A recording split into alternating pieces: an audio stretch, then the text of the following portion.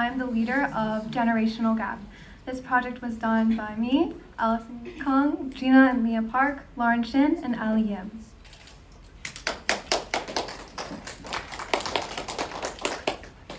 So to start off, we have parenting styles between the first and the 1.5 generation.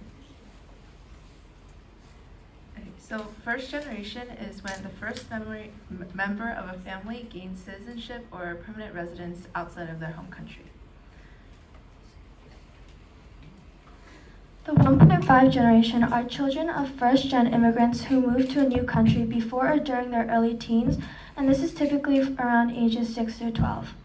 The second generation are children of the 1.5 immigrants, and they automatically have citizenship. So here are some of the parenting styles of the first generation. So first we have higher expectations for education, which means that they expect their children to get into schools such as Ivy Leagues, and they expect their children to get into these schools regardless of financial situation. They also have an authoritarian parenting style, or they use negative reinforcement, and that means that they try to avoid a certain thing in a situation to increase a desired behavior. So an example of this is such as you try to wake up before your alarm to avoid the annoying sound of your alarm. Next, first generation parents have a hands-off approach or a detached parenting style, and some factors include language barriers and just cultural distances or just lack of time spent in general with their children. And finally, we have white-collar careers, which are careers that are usually well-known in the area that they might live in, and parents have the mindset that without a white-collar career, their children won't be as successful. They also try to avoid not using inexperienced labor work, which means they try to avoid work that doesn't require much experience or training to do. So next is the 1.5 generation, and they are influenced by the first gen in some aspects. And an example of this is that they tend to have expectations for the children to continue their education into college, but they are more understanding based on their personal financial situation and will accept state colleges. In contrast to the first gen, the 1.5 gen also tends to use an authoritative style over an authoritarian style, and this means that they use positive encouragement while asserting themselves as the parent, and are influenced by mainstream American culture such as education. They also take on a hands-on approach to their child's life, and this is due to factors such as English fluency, cultural and socioeconomic resources, and just overall being more interested in a child's activities and interests. They also want their children to pick and assume a role that best fits their talent, aptitude, and interests.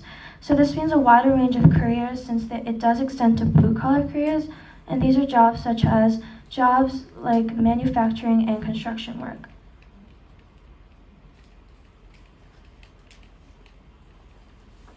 This is the cultural differences in Korean generations. Koreans born in America are influenced by both Korean and American culture, while first-generation Koreans are influenced by only Korean culture since they're born and raised in Korea. This causes Korean to be spoken a lot more between first-generation Koreans compared to 1.5 to third-generation Koreans who speak little to no Korean and instead choose to speak English. This is an example of how those born in America see Korean culture as less important or unnecessary, since it's not needed to live in America. Culture and language go hand in hand. Speaking a language gives you a connection to people and cultures that also speak that language. When speaking and learning two different languages, in this case Korean and English, there's a clash or a confusion that happens when deciding how important Korean culture is compared to American culture to them. Cultural identity really ties into this because there's a push and pull relationship when deciding between getting closer or being more connected to American culture or Korean culture. Since language is so closely bonded with culture, this applies to 1.5 generation Koreans choosing to usually speak English over Korean.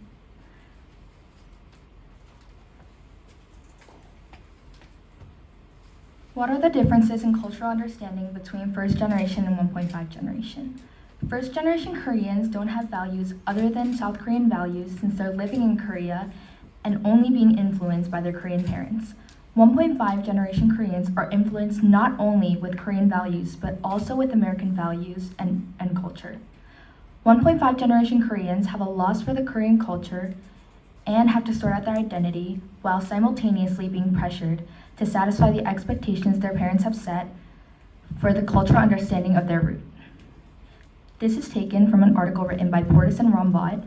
When their children have to begin to abandon their native language and culture, they feel a need to pressure their children to retain a strong connection to their cultural roots. This shows how 1.5 generation Koreans do not have exactly the same amount of understanding of their Korean roots as their first generation parents who were born in Korea.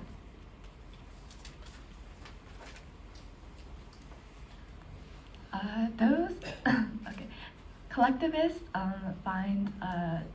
see a strong importance in group work and community, while individualists act and behave with self-interest and independence in mind.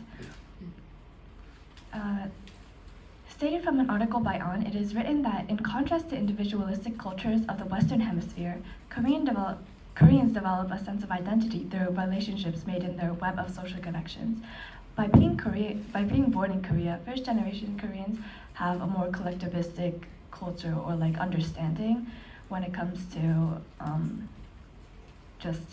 their actions, while 1.5 generation Koreans are born in the US, which has an individualistic culture. Growing up in the US with different values coming from an individualistic culture, the US, and a collectivistic culture, Korea, can be quite confusing. This connects to how 1.5 generation Koreans are conflicted between American culture and Korean culture. Adding on to this, the morals and values of Korean culture date back to as far as the 6th century, specifically the Confucius teachings. Each son has a debt from his early years that has to be repaid. The concept of filial piety originated from the Chinese philosopher Confucius and teaches sacrifice, respect, and endurance towards elders, primarily affecting 1.5 generation. It is heavily indented in Korean culture, so we can see that reflected through our traditions and religion. In this graph, a survey was done where Koreans in their 50s and 20s were asked whether they agreed with the filial contract duty. So about 80% of Koreans in their 50s agreed with the filial contract duty, while only 64.7% of Koreans in their 20s agreed.